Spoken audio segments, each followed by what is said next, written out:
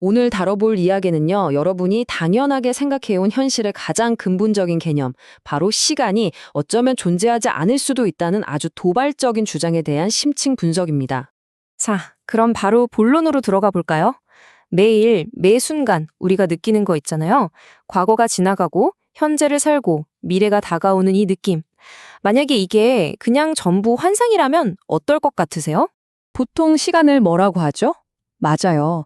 쉼없이 흐르는 강물이다. 이렇게 비유하잖아요. 그런데 오늘 이야기할 새로운 관점은요. 이걸 완전히 뒤집어 버립니다. 시간이 강이 아니라 거대한 컴퓨터가 버벅거릴 때 생기는 바로 그 렉이나 로딩 지연 같은 거라는 거죠. 정말 신선하지 않나요? 아니, 시간이 렉이라니 이게 무슨 소리야 싶으시죠? 이거 이해하려면요. 일단 우리 생각의 틀을 좀 바꿔야 해요. 이 우주 전체를 하나의 거대한 컴퓨터 혹은 연산 시스템이라고 상상해 보는 겁니다. 모든 건 바로 여기서부터 시작됩니다. 그니까 우리가 지금 서 있는 이 공간, 흐르는 이 시간, 이게 진짜 물리적인 세상이 아니라는 거예요. 이건 뭐랄까, 컴퓨터의 바탕화면 같은 거죠. 그냥 사용자 인터페이스일 뿐이라는 겁니다.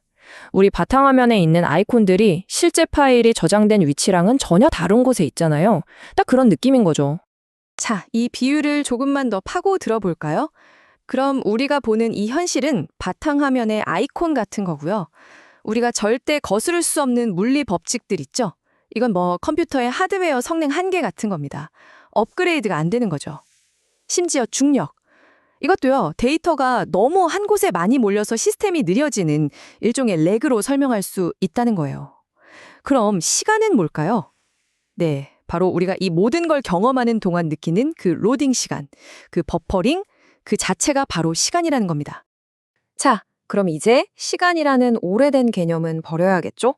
그럼 그 자리를 대체할 새로운 주인공은 대체 뭐냐? 바로 해석 속도라는 아주 혁신적인 개념이 등장합니다. 해석 속도가 뭐냐면요. 쉽게 말해 우리 각자의 의식이 이 우주라는 거대한 데이터 덩어리를 쫙 스캔해서 우리가 경험하는 현실로 만들어내는, 그러니까 렌더링하는 속도를 말하는 거예요.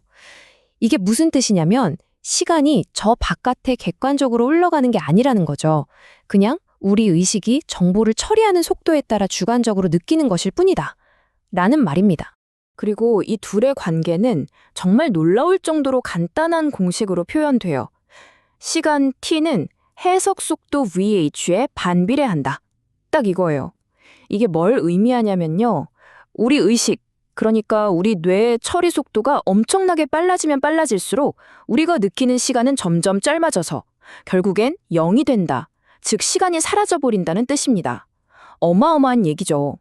에이, 너무 소설 같은 이야기 아느냐고요? 글쎄요. 이게 그냥 상상 속의 이야기가 아니라는 게 재밌는 점입니다. 이 이론은요, 실제로 우리가 관측한 여러 우주의 미스터리들이 사실은 이 시스템 지연의 증거라고 주장하고 있거든요. 가장 대표적인 예가 바로 제임스 웹 망원경이 발견한 초기 은하들입니다. 이게 왜 이상하냐면 지금의 물리 이론으로는요, 그렇게 큰 은하가 만들어지려면 적어도 15억 년은 걸려야 하거든요.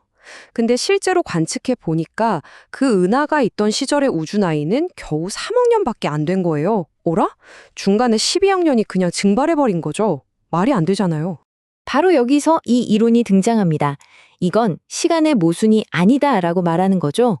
그럼 뭐냐? 15억 년어치의 작업을 단 3억 년 만에 해치우려고 우주라는 컴퓨터의 그 특정 구역이 뭐랄까 성능을 5배나 끌어올린 오버클럭된 기록이라는 거예요.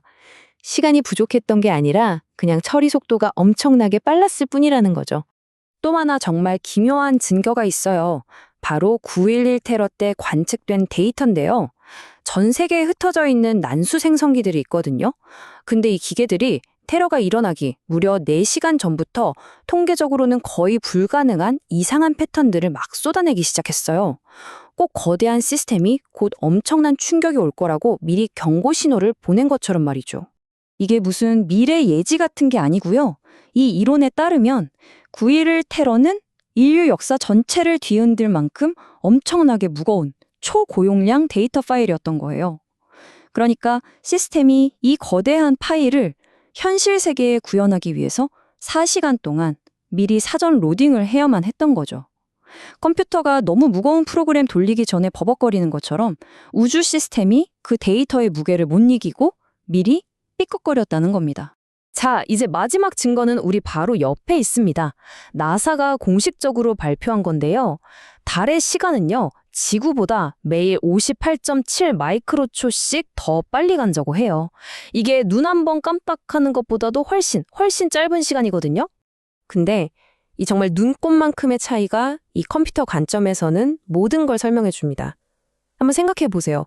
우리 지구는 어때요? 수많은 생명체, 우리 인류 문명까지 처리해야 할 정보, 즉 데이터가 정말 폭발적으로 많잖아요. 그러니까 지구라는 서버는 항상 바쁜 거예요. 렉이 많이 걸리죠. 이 렉이 바로 시간이고요. 반면에 달은요, 거의 텅 비어 있잖아요.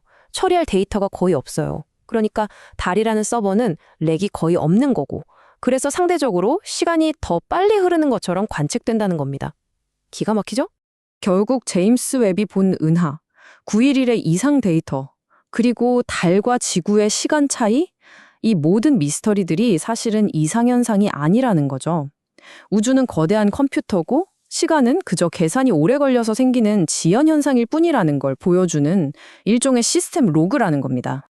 자, 그럼 이제부터가 진짜 중요한데요. 이 이론이 맞다면 과연 우리의 삶, 우리의 의식, 그리고 운명이라는 건 대체 뭐가 되는 걸까요? 이 거대한 시스템 안에서 여러분의 의식은 말하자면 우주라는 서버를 돌아다니는 사용자인 셈이에요. 그리고 여러분의 자유의지는요, 뭔가 새로운 걸 만들어내는 능력이 아니에요. 그보다는 어떤 현실을 볼지 인터넷 주소창에 URL을 입력하는 권한에 가깝습니다. 그럼 운명은 뭘까요? 그건 바로 여러분이 입력한 그 주소에 이미 올라와 있는 미리 만들어진 동영상 파일 같은 거라고 할 수 있겠죠. 이렇게 생각하면 우리가 가끔 느끼는 데자뷰 현상도 완전히 다르게 보여요. 그게 그냥 뇌가 착각하는 게 아니라는 거죠. 어쩌면 그건 당신이 당신의 운명이라는 동영상 파일에 제대로 접속했다는 걸 시스템이 알려주는 동기화 완료 같은 팝업 창일지도 모릅니다. 다음에 재생될 장면이 살짝 미리 로딩된 거라고나 할까요? 자, 결론입니다. 시간은 우리를 옥죄는 감옥 같은 게 아니에요. 오히려 그 반대죠.